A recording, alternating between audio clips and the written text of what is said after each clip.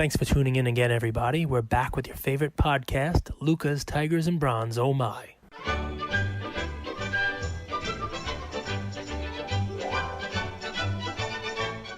Luca Nation, today's a really, really interesting day for a lot of people. We're kind of at halftime of the election. So I'll first welcome you guys in. We love you guys very much. Thank you for all the support, all the warm wishes, everything.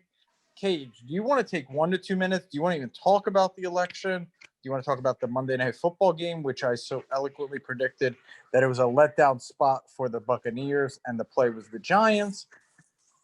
What do you want to talk about this afternoon on the East Coast in your democratic state of New York?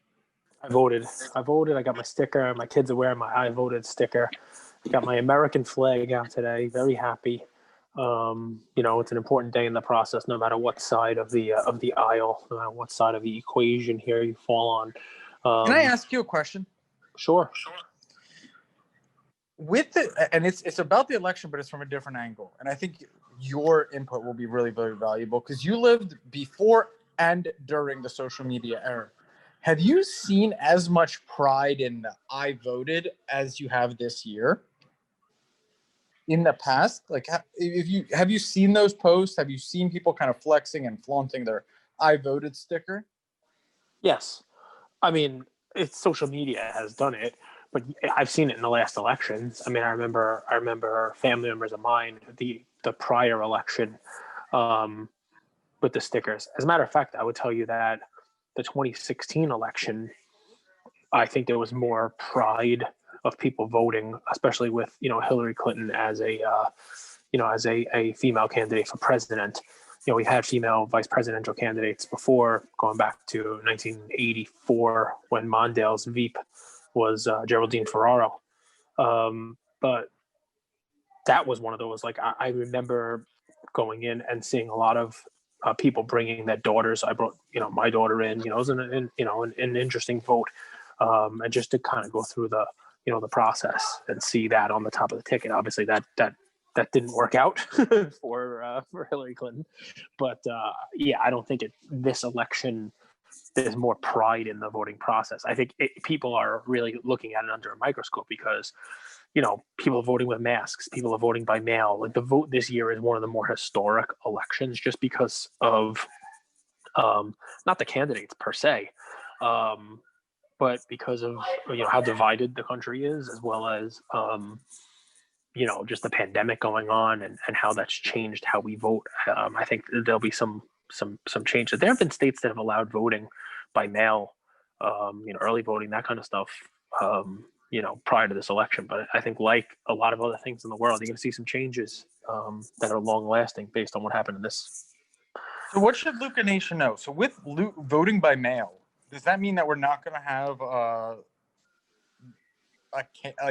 does that mean we're not going to have a result tonight? We'll have a tentative result? Who knows? It depends. It really does depend because there are people voting by mail, and there are some states that don't allow votes to be counted until today. I'm pretty sure that there are states like Ohio can count votes up until next week. There's a whole litany of states that are allowed to count, and they will count votes that come in up until like Friday. I think in some states there have been a lot of court battles on this. I think Pennsylvania is allowing votes to count up until like they arrive by Friday. I mean, there's a whole bunch of different things that go on. I mean, I can't tell you whether or not we're going to have a winner tonight because that depends on how close some of these states are. And how many votes there are still left to be counted. We're talking about, just so if you guys don't know, and I'm sure you guys know this probably better than I, there's the popular vote and the electoral vote. I think it's a resounding, it's not even close, that Trump's going to lose the popular vote, but the electoral vote is much more of a toss-up. The electoral vote is, and jump in here, the popular vote is just everyday people like you and I voting. But then by state, each state has a set of electoral candidates that choose based on the popular vote, but they don't have to necessarily stick to the popular vote. Well, they will stick to the vote, but they don't have to. Is. That's really important. They don't have to. Without getting into the craziness of this, because we're a card podcast, but you've heard of the Federalist Papers, you've heard of the concepts of federalism, states' rights. Every state has a certain number of electoral votes that go to a total number, and the state commits those electoral votes based on that state's popular vote. Now, as it turns out, two of the more populated states, New York and California, they have a lot of votes. They have a lot of people, and those people will lean tremendously left. They'll lean tremendously blue and vote Democratic. So that the number of votes cast for Biden tonight in those states will most likely, I agree with you, the popular vote will ultimately probably be a Joe Biden victory by popular vote. But that doesn't matter. You can have a landslide win in California, New York, and close wins for Trump, let's say, on the other side. And even though Trump might not win the popular vote because he carries enough of these states, even in close battles, he gets all of the electoral votes in those states and would be able to carry the election. It makes the votes in some of those states actually pretty valuable. But that's the system. I know we're a sports card podcast, but I'm tying this into today was a big day for equities and Bitcoin. The dollar's down a bit. How are you looking at the election affecting sports cards, if at all? So I'm really not presently, because I don't think that the sports cards yet have gotten the universal acceptance as the asset class that they are. You know what I mean? They're not really looked at by many people. Most people, you name it, as gold or Bitcoin or stocks. They're not not viewed yet by the mainstream as an alternate asset class. People right now for the last couple of years have been doing a lot better up until this pandemic. The economy was good, the market was good, and that, I think, allowed people to have more money, have more disposable income, have more money to invest, and look at cards. But you could also say that people who are hustling, people who are trying to have a side gig, went to cards to do that as well. If the market's not so good, the job's not so good, they do that as a what do you want to call it, a side hustle. So I mean, I think you can make an argument that the cards are going to be strong one way or the other. Yeah. I love it. So my play today is from the Big Apple, or City. And he's from the 2018 class. He's someone who played, believe it, at Kentucky. Correct me if I'm wrong, Cage. Well, it depends what you're talking about. I think if you're talking about the 2018 NBA basketball class out of New York, then you're talking about Kevin Knox. Yep. I just always like to test my memory. He is out of Kentucky. Yeah, he's Kentucky. Fort Knox, man. Fort Knox. Fort Knox. He's someone that you can't put this lightly. He has not had a successful start to his NBA career. And I think I told you this yesterday, but let's say you don't know. Do you know how old Kevin Knox is? No. I mean, he's been around. He's now played the 18th season, right? The 19-20 season. This will be his third season, so you got to figure, he's 20-something years old, right? He just turned 21 years old. Wow. Also, he was in his rookie year, he was rookie of the month. So I think he averaged 18 points a game, 8 and change rebounds a game. Point is, there's some talent here. Now, I don't think he's very good. I don't. But I think he has potential, and I think of him as a penny stock. Here you have a huge market in New York. They just got Tom Thibodeau as the coach. You got to hope if you're making this play that he's going to fall in favor with Tom, because he fell out of favor with the previous coaches. And here's the thing. Here's the kicker. Here's what I'm really, really looking at. His Prism Silver PSA 10 just the other day sold for $75 at an auction. Now, some have sold at $90. Some best offers have sold at $115. But there were 3 sales, 3 auctions. And you always say, Cage, an auction is what? It's usually the best indicator, because you never know about those outliers, right? It's usually the best indicator of the actual market price. Right. That's exactly right. Now, those auctions close at 72, 74. for a Prism Silver PSA 10. That's the card. So I'm not saying, I'm not here being kind of Nostradamus predicting Kevin Knox is going to be the best thing. I'm not. I'm really not. But I'm saying from a purely investment standpoint, his card, his play fits the criteria of what I call a penny stock. Somebody that's a low risk relative to the other assets on the market, that if it does find some level of success, can double, triple, and even quadruple in 1 or 2 years. Now, it sounds crazy, but it's really not, because let's say that Kevin Knox does find his footing. He finds his role. That New York Knicks team is 10th this year in the East. And he averages 17, 18 points a game, 8 rebounds. What do you think that card goes to? That becomes a $150 card easily. Crazy, maybe yeah. approaching 200. And not only that, now you have, and now the market starts to notice, hey, there's something here. And you start to see more and more and more buyers. At $80, you're more than likely getting in on the floor. Now, the point is, the question is, how do you buy this card? The way I recommend buying it is sniping it. Because when you see auctions like you do, and you could go to 130 Point and just search Kevin Knox Prism Silver PSA 10, you're going to see there's a bit of a variance. There's sold for 74, 85, 94. Some actually are best offers are selling for over 100. You could snipe this card and get it for 75, 80, 70. You might be able to get 4 for 200. I don't know. Someone might be sitting on inventory who just wants to get rid of them. This is that kind of card. And I truthfully believe if you compare him to like a Marvin Bagley, who I was really high on, but believe it or not, out of college, I thought he was skilled, crafty, way better position, way better investment. I'm talking about way better position that he's a guard. Bagley's a power forward. He plays in a bigger market. Bagley's in Sacramento. Kevin Knox is in New York. You're getting someone that really has a high upside and a really low downside. Because at worst, say it's the worst year ever, you could still resell this card for $50, $45, $60.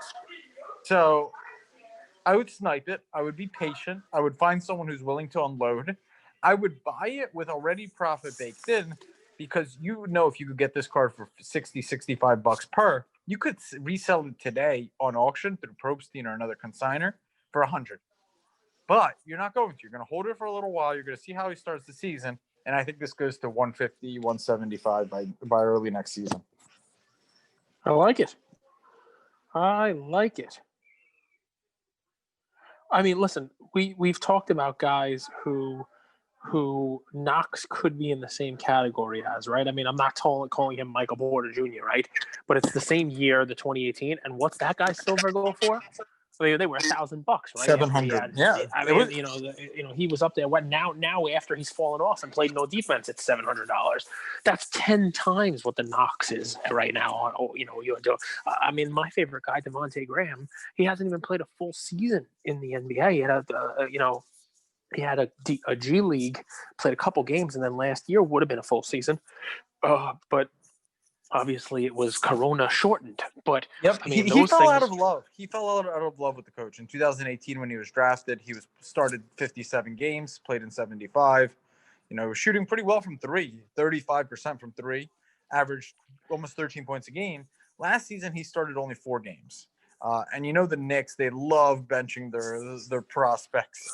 So here's the deal, right?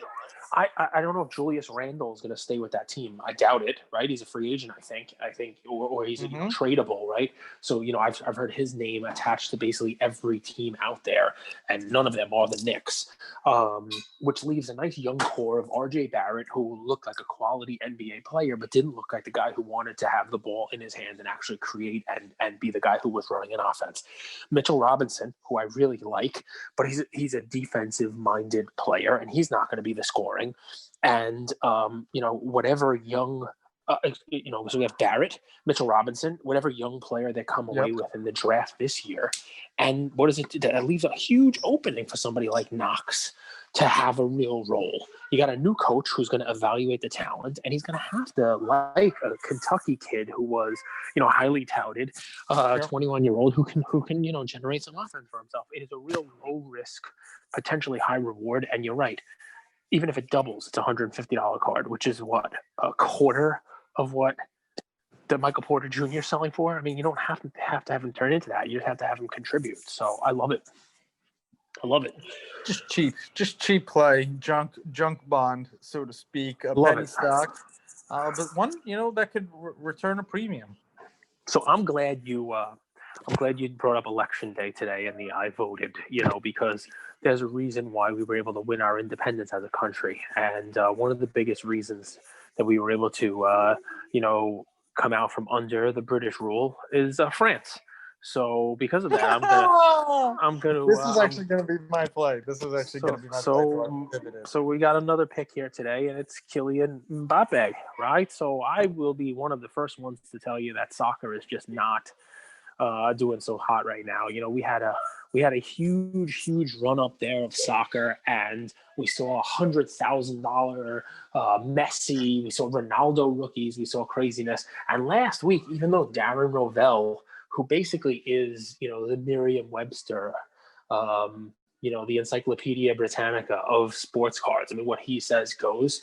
He doesn't like the Pele rookie card, but one happened to sell, even though Rovell doesn't like it, one happened to sell for approximately $300,000 in the golden auctions last night. This 1958 Alifa Balogun Pele PSA 9, the highest graded one of them. Nice, cool little card.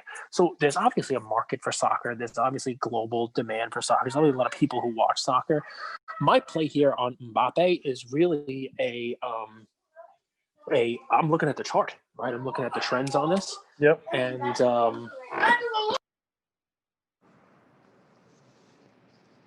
I'll tell you guys, my comp to Mbappe is Trae Young or Luka.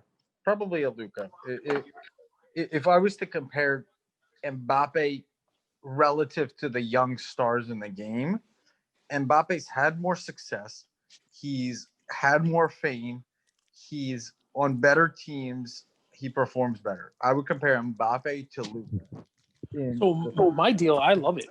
My deal on Mbappe is just, do you have any idea how much his cards were in the middle to end of August? And I'm talking about now, the card that we're using is a 2018 World Cup Prism card. Base, PSA 9, PSA 10. I checked the chart because I've been thinking about buying them, and I was pretty adamant against them. But it basically skyrocketed. It was like an Eiffel Tower. You can't hear me? No, I can. Oh, my bad. I see the chart. I checked the chart earlier today. So if you want to go into it, but it skyrocketed and fell back to earth. But it's actually the same price it was in May. Correct, May. So yeah, I think it was 500 in May. It's close to 600 now. For the PSA 10. For PSA 10. And the thing was close to $3,000 in August, which is just a crazy rise up, right? And to come back down to $600, $700 now. And for the PSA 9, which was $1,000 for the PSA 9, is now $200. Last week, $600 for the 10, I saw the PSA 9's under $200, 180, 185 in auction, 190. Last week I saw raw cards, $125. And those raw cards were consistently $450, close to $500 in the middle or to the end of August, right? Here's why this is my play, right? I've noticed a floor in now. And I can tell you, because I sent these cards out myself to PSA, that when this started that run-up, everybody sent their cards into PSA, right? Everybody did. That's kind of slowed down. And now people are getting them back. And everybody's got them back. Everybody started getting them back in the summertime. And that's when the $3,000 crest hit. And all of a sudden, the pop was up. But the pop is still 1,000 and change on PSA 10. It's not 10,000. It's not Luka territory. It's not anything close to that territory. It's not even trade territory. It's not, it's not anywhere like where those are. Now, I'm not saying this card's a $3,000 card. I'm not saying that at all. And I'm not saying the guy's even had a tremendous run. But what I am seeing is, and yes, I saw the Lamine James, love the guy, Eiffel Tower chart. If you look at what happened over the last couple of weeks, it's hit a baseline. It's hit a plateau. And the card prices are starting to move up now. So I bring this today as a play for you. I think that if you want to get in on Mbappe, now is the time. That bottom is set. and you're going to start to see this card start to climb back up, because it's not an influx of cards now, that it's no longer a falling knife where people are afraid, let me get out, let me get whatever cash I can now. It's going to start to go up. And I will give you just a story of my own, because I graded a bunch of these and I did not do well on the 9s, 10s. I mean, I got a bunch of 10s. I got mostly 9s. I had sold a lot of 10 of these about a month ago. And the PSA 9s were selling for just over $300 each. And my lot of 10s sold for just over $3,000. Of course, the price has come down. So within the 30-day return window, the lovely buyer has decided to return the cards. And I hemmed and hawed about what I was going to do with them. But after looking at the charts and delivering this play to you, I'm actually going to be writing with you, because I've decided I'm not just going to up and relist these cards. I'm not going to sell them now and get $200 for them when a month ago I got $300 each for them. I think that this is a time where these cards are at bottom. And I think that if I just wait a couple of weeks, they'll be back to 225, 230, 240. And, I think what we're going to see now is on the way towards their next season, the World Cup, the Euro Cup, the events in soccer. And as the world starts to open up and get healthy again, that this card is not one that's going to have that huge jump in PSA population anymore. And the 9s, 10s, and even the Raws on this, they're going to start to crest back upward. So I bring it just as it's kind of a chart watch. I don't see this card falling any lower than where it is now.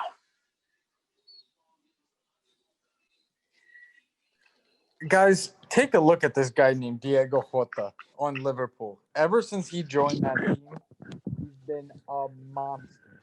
But I agree with you, Cage. Mbappe's a play. Mbappe's so young. He's got such a bright future. World Cup 2022. My kids don't know soccer. They know who he is. They've seen him on video game commercials. I mean, that crosses over, Soccer's gaining traction. Soccer's weird because it's been gaining traction for since 1992 when the World Cup was in the USA. But realistically, he's going to be.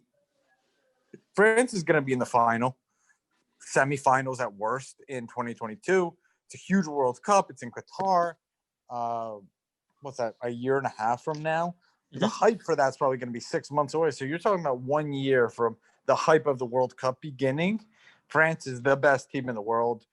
Mbappe's arguably the best player on the team. It's a no-brainer. It wasn't a no-brainer at $3,000, but at $600, I think it's a buy. What do you think about betting on presidential election? It's super fascinating. It's like kind of a new thing that happened, right? It was always out there in the fringe world of bets. I remember, when I was in college, you could put bets in on the presidential election. Really? But it was thought of like, prop bets were not big at the time. Now you have fantasy apps like Thrive that are only props. You know what I mean? So, you could be, if you wanted to, you could bet on anything. But if you think about it, it's actually not a prop bet, right? It comes off as a prop bet, but it's not. It's like a tennis match. It's like who's going to win, Federer or Nadal. Yeah, but I just mean, a coin toss in the Super Bowl is considered a prop bet. Yep. Right? So, but it's really who's going to win, heads or tails. That's true. That's a good point. You know what I mean? No, because I was just fascinated. Like, I've seen the run up to this election. Biden is the heavy favorite, and from just a betting perspective, and I don't want to go down this rabbit hole too much longer.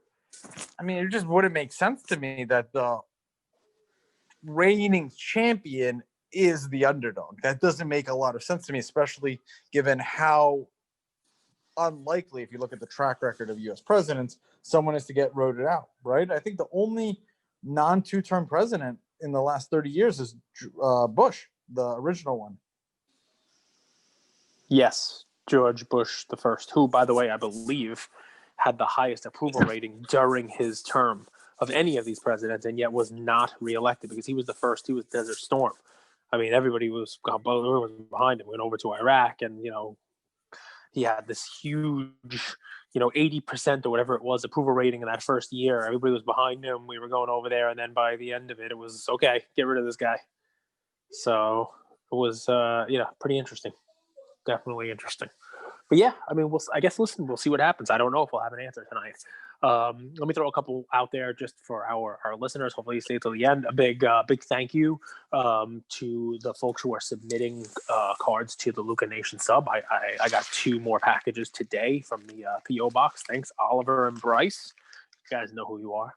I'll be going through those tonight. Send you a message. Log those in and add them to our sub. We're going to be closing that out soon. Obviously, if you've got stuff in the mail, let us know. We're going to do another one this month coming up. So just, if you haven't gotten the mail, go right ahead and drop it in the mail and we'll get it in the next sub. I want to thank you guys for that. Also, Andrew, do me a favor. Let the crew here who's listening know where to find us on YouTube and on Twitter. Because this is the next phase for us, guys. We're continuing down the yellow brick road of Lucas, Tigers, and Bronze. Oh my, Andrew's the wizard. I'm just the lowly, cowardly lion. But he's got all these great ideas for us, and we'd love to expand our platform onto Twitter and onto YouTube. So we have created stuff there. We haven't really done too much there, but we'd like to change that. Maybe if you're active with us here on Instagram or you're listening to us wherever you may have found us, come. Andrew will let you know where to find us on YouTube. If you subscribe there and or interact with us on Twitter, maybe we'll start doing some giveaways there as well. I'll tell you, we do, and I meant it when I said this to Gary, by the way. My favorite book that he's written is Thank You Economy. And if you guys notice, we do our growth very grassroots, it's just word of mouth. So if you really find value, all we ask is that you share, put our hit that little triangle, put that in your story, share it with your friends, tag a friend if you think that they could find value. That's the best way for us to grow. We're very grassroots. Now, for YouTube, if you just follow that link in our bio, it's a link tree, kind of aggregates all the places we are. You could just click on that link and find our YouTube channel right there and hit subscribe. We're going to be adding more and more and more content on there, maybe video content, so you guys could see that pretty mug of Mr. Cage Lawyer. And on Twitter, because Twitter limits the length of your handle, maybe our handle is too long, it's just Luca Tiger LeBron, at Luca Tiger LeBron. I get how that could be confusing, so if you want to find us and you can't, just send us a DM. We'll send you a link. But it's Luca Tiger LeBron on Twitter. YouTube, just click the link in our bio. You'll have the link right there to our YouTube channel. You'll know you're in the right place because we have our fun little graphic, our animated Luca, Tiger, and LeBron. That'll be everywhere. So you'll know you're in the right place if you see that. All right, guys, listen, we appreciate it. Thanks for subbing with us. Thanks for listening to us. And, as always, keep those comments coming. Send us some messages. Let us know what you want to hear. I'm sure Andrew has designs on on another Coffee with Cage question and answer thing. Maybe we'll get that up there and start asking you guys some more questions. And we'll do another one of those for you guys soon as well. Thanks, everybody. Have a good night. Thank you for spending some time with us on another episode of the Lucas, Tigers, and Bronze Oh My podcast. Do us a favor and like, subscribe. You know what? Don't just like and subscribe. Everybody does that. If you like us, tell your friends, tell your neighbors, tell your enemies, tell everybody. And we hope you got something from spending some time with us today, and we'll see you next time. Thank you.